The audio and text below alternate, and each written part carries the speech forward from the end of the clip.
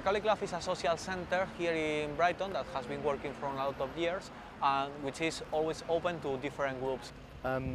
Money is the trouble with the Cowley Club. It's expensive to do anything in Brighton. The queer groups in town will pay for them rather than use the Cowley Club. 12 years ago, there was so much happening, you know. You would come to the Cowley, was like packed with people making banners and meeting there. You wouldn't know what, there were so many meetings, and every weekend there would be demonstrations. The thing is, we are not a service provider, so just point that there is no difference between the people who approach us and ourselves. None of us are professional advisors or anything like that. So in the campaign of hospitality workers, the first thing that we did is collect as much information as possible about the law at work, about workplaces, about the common problems in the sector, contacts of workers, and we start offering legal advice to workers. Legal advice not from a professional perspective, but from a worker's perspective.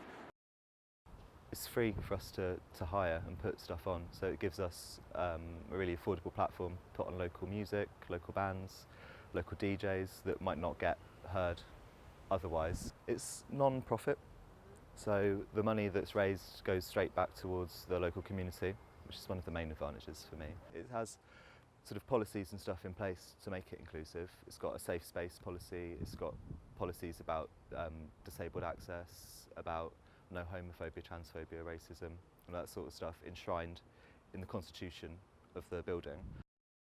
My experience in the Cowley is basically, I think it has some amazing ideas. I also think like what can happen is that often like the white and anarcho men can often take over spaces. Women often find it hard to speak out or say something.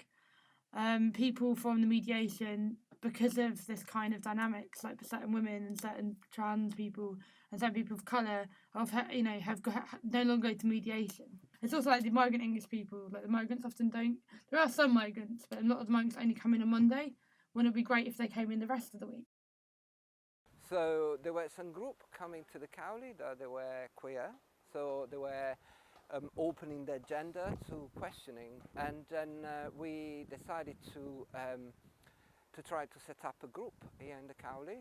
What happened is that we found that there was some resistance from not from many people, but a small group of people from the Cowley that they were not really sure about this new queer group. And then the group started growing, and we started showing films. We had the music nights. And then I guess the biggest things we did is that national demonstration. Now the queer group is dismantled, but there are many queer people that they come to the Cowley and are involved with the Cowley. So in a way, and they're more visible. But the reason why the group finished is that there were some argument about how do you represent people that they are not white. And finances are always a problem of any venture. So that's, I would see, as its main obstacle for the future. But I know that's something that everyone's looking at in the club at the moment, and they're having sort of ideas and discussions on the future and where it's going. At the moment there is a lot going on, for example with all the austerity, and which has got an impact on lots of services that queer people use. So maybe this is the next stage. There's a big demonstration in London on the 20th of June, and hopefully that will be the starting point for all these groups to come together again.